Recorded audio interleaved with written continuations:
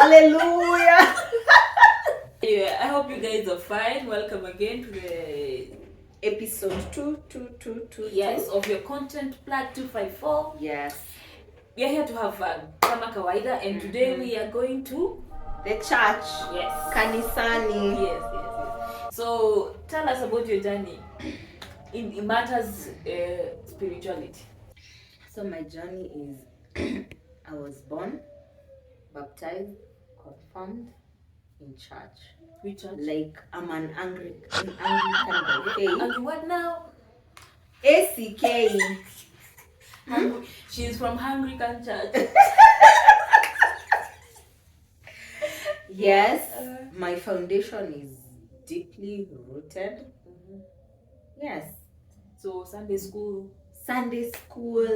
of course, every step of the way.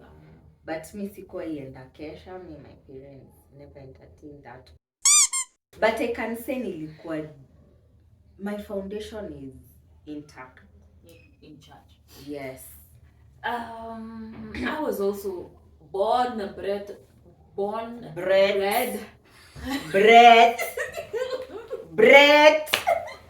Watu wenye walikuwa wakuja. I was born and brought up in church. Yes, so I was right in the middle of it, as in mimi ni mtu kanisa from day one, from zero, hata si day one, from which day is one. a So good thing. brought up in church, Sunday school, memory verses ziko hapa mingi hadi wa leo sijaisahau. Growing up still in church, the works, everything, Sunday service, katika midweek service, keshas, morning devotion, evening devotions, as in fasting and praying. Yes, everything. So yes, I have been brought up in church from my tender age of 1 day old. Yes. And I went to Catholic school. Oh yes, I also went to Catholic school. So where a Catholic ni confess, like Easter mnashinda mkizunguka na hiyo nini way of the cross. It was just, but my question is, do you ulikuwa unaenda church and you were believing in God because you want to, ama because your parents were making you go to church? Because saizi growing up and living, yet moving out of my parents' house, ama on your part umekuwa consistent, ama saizi unaweza sema, oh, I am spiritual, I'm not religious?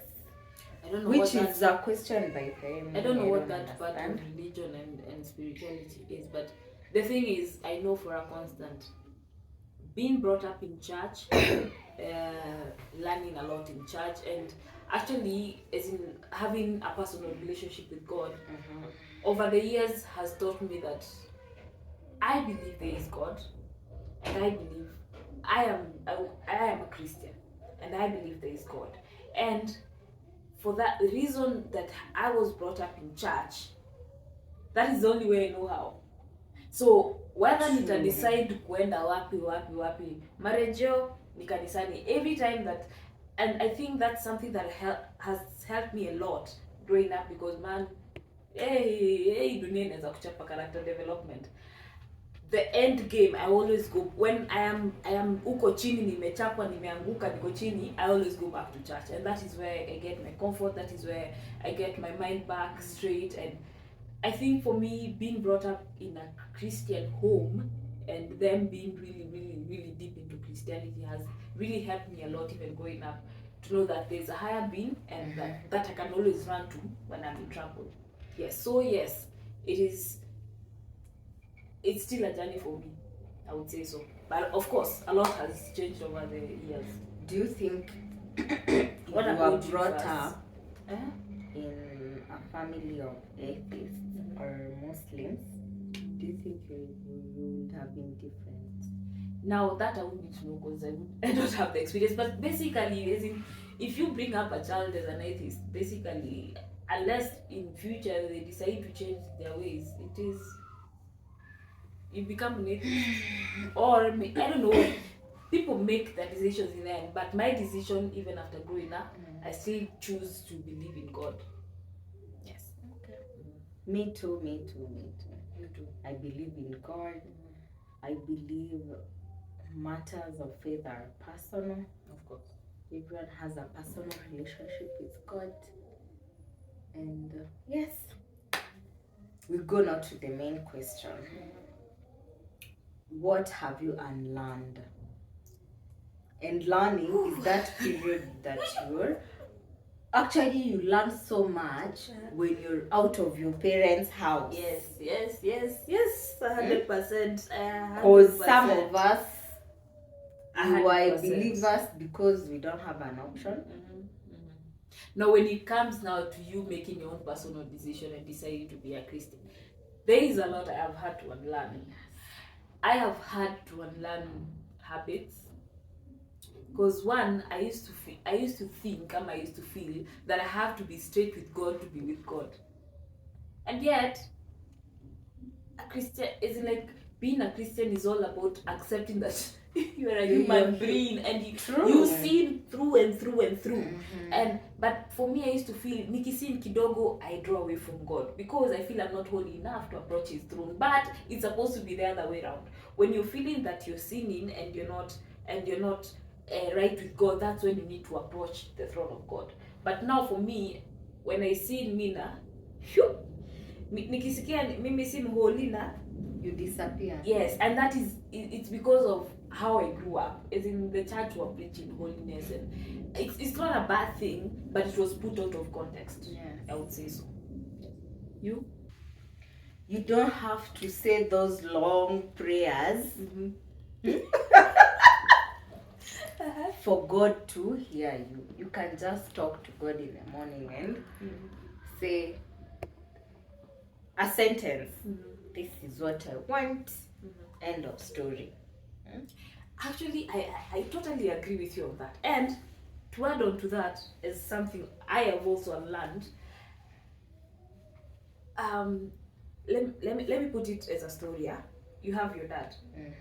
When you're approaching your dad to request for something, how do you do it? Straight to the point. That's true. And then you wait for him to answer. Sindio? Yeah. Now here's the thing. Sisi kama Wakristo tunaendanga pale mbele ya Mungu. Tunaomba. Tunasema amen, tunasimama tunaishia. Now, if I am having a conversation with God and I can't tell him, and I don't wait for him to tell me to respond to my prayers or to, as in, then what have I done? Have I prayed? No. Basically, umeenda ukampigia kelele alafu ukatoka ukaishia. So, one thing I've had to unlearn, or maybe, let me put it, one thing I've had to learn in my adulthood is that you need to sit still and listen to God. After you've gone and done your prayers, sit still and listen to what God is telling you. Because unasikia ngao mapasa wasema the Lord has told me.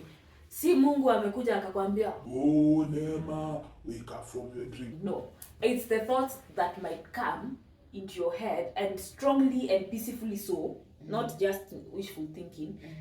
And from those thoughts that cannot seem not to leave your mind. It's like when you're praying for something and there's this kuna hii kitu inakufanya, yani you can't deny it. You have to go and do what it is telling you to do. It's so peaceful. It's ni kama inakuforce this desire in your heart that is not wishful thinking again. And it maybe it's kama spirit. It's like you're in the spirit. It's like when you feel like I really have to call Neema, for instance, and ni kitu tu inakwambia na itoki kwa akili. So that is how God talks to you. Usi expect it ungoje kusikia sauti from the heaven. Oh my child, wake up from your dream. No, it's that thing that comes into your heart or into your mind and does not stop until you action. And it's peaceful. It's not, you feel in your spirit that it is right. So as long as you're right with God and as long as you're trusting Him in the process. Another thing, it's okay not, if you're not feeling to go to church, ni sawa. it's okay if you're in that moment where you don't feel like praying. It's okay to be quiet. Yeah. Even at your kunyamaza, it's already a message. You're already talking to God. I totally agree. It's okay to go through setbacks, come back again. Yani, it's okay. It's okay not to be there. Yes, it's okay not to be there. It's okay to backslide. It's okay to lose faith in God, because kuna vitu unaweza kuwa unapitia, you failed like 4 times and you're like, where is this God? It's okay to doubt.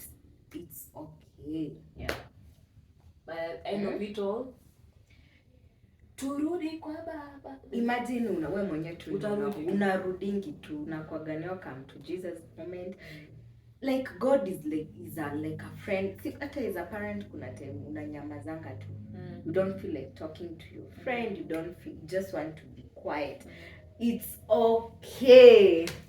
I think the last thing, maybe if I might add, I hope kuna time, the last thing I might say in the same, adding on to what you've said, I think it would be easier if we treated God as a friend than that person that you can't access.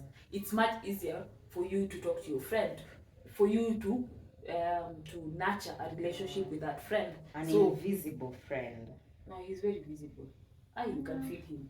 Sometimes kuna vitu zingine unapitianga. Oh, kijawa. Not necessarily. I'm